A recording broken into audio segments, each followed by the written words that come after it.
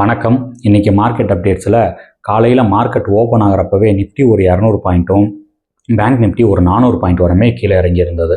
Nifty 50 இறங்குறதுக்கு காரணம் என்னென்னா, மெட்டல் செக்டார்ஸ் இன்றைக்கி ஒரு 5% வரை கிராக் ஆகிருந்தது. அதே மாதிரி ஐடி இண்டஸ்ட்ரியில் இருக்க மேஜர் ஸ்டாக்ஸ் எல்லாமே இன்றைக்கி கீழே இறங்கியிருந்தது. அதில் ஸ்பெசிஃபிக்காக இன்ஃபோசிஸ் மட்டும் 2லேருந்து 2.5% வரை கீழே இறங்கியிருந்தது. அதுக்கப்புறமா HCL அண்ட் விப்ரோ பார்த்தோன்னா 1லேருந்து 1.5% வரை இன்றைக்கி கீழே இறங்கியிருந்தது. அடுத்த செய்தி நம்மளோட ஃபேவரட்டான கோல்டு வந்து இன்றைக்கி ஒரு கிராமுக்கு 600 ரூபாய் கம்மியாகி ஒரு கிராம் 16,200 இருக்குது. அதே சில்வர் எடுத்துட்டோன்னா ஒரு கிராமுக்கு 10 ரூபா குறைஞ்சு ஒரு கிராம் 415 ரூபாயில் இன்றைக்கி இருக்குது. மார்க்கெட்டை பொறுத்த வரைக்கும் கோல்டு அண்ட் சில்வர் பீஸ் பார்த்தோன்னா கோல்டு பீஸ் இன்றைக்கி ஒரு 10%, சில்வர் பீஸ் இன்றைக்கி ஒரு 20% வரைக்குமே கீழே இறங்கியிருக்கு.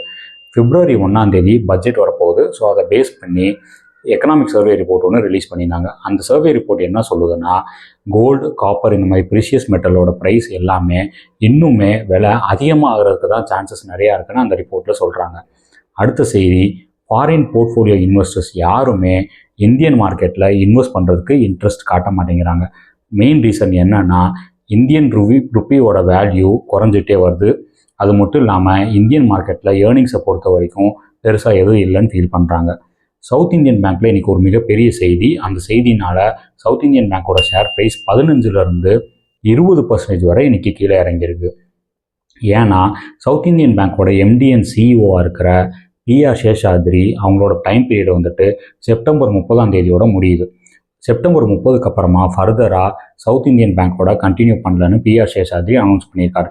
இந்த ஒரு ரீசன்னால் இன்றைக்கி சவுத் இந்தியன் பேங்க்கோட ஷேர் ப்ரைஸ் 15லேருந்து 20% வரை கீழே இறங்கியிருக்கு. அடுத்ததான் நம்ம பார்க்க போகிறது குவார்ட்டர்லி ரிசல்ட்ஸ் பற்றின அப்டேட். ஐடிசியோட குவார்ட்டர்லி ரிசல்ட்ஸ் நேற்று மார்க்கெட் முடிஞ்சதுக்கப்புறமா ரிலீஸ் ஆகியிருந்தது. ஐடிசியோட ப்ராஃபிட் பார்த்தோம்னா 6.1% வரை கீழே இறங்கியிருக்கு. அது மட்டும் இல்லாமல் கவர்மெண்ட் எக்ஸைஸ் டியூட்டி அனௌன்ஸ் பண்ணதுக்கப்புறமா ஐடிசியோட ஷேர் ப்ரைஸ் 20% வரை கீழே இறங்கியிருக்கு. ஐடிசி இன்டரிம் டிவிடெண்டாக 6.5 ரூபீஸ் டிக்ளேர் பண்ணியிருக்காங்க. அதுக்கான ரெக்கார்ட் டேட் எப்போன்னு பார்த்தோன்னா February 4.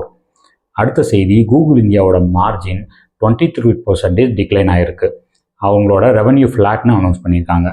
நெஸ்லே இந்தியாவை பொறுத்த வரைக்கும் அவங்களோட ப்ராஃபிட் ஆகி நெஸ்லே இந்தியாவோட ஷேர் ப்ரைஸ் இன்றைக்கி 52 வீக் ஹையான 1339 ரூபாயை டச் பண்ணியிருக்கு. அதே மாதிரி எம்டா டெக்னாலஜிஸோட ப்ராஃபிட் 117% ஜம்ப் ஆகி எம்டா டெக்னாலஜிஸோட ஷேர் ப்ரைஸுமே 52 வீக் ஹையான 1309 ரூபாயை இன்றைக்கி டச் பண்ணியிருக்கு. அடுத்தது நம்ம பார்க்க போகிறது டிவிடெண்ட் பற்றின அப்டேட்.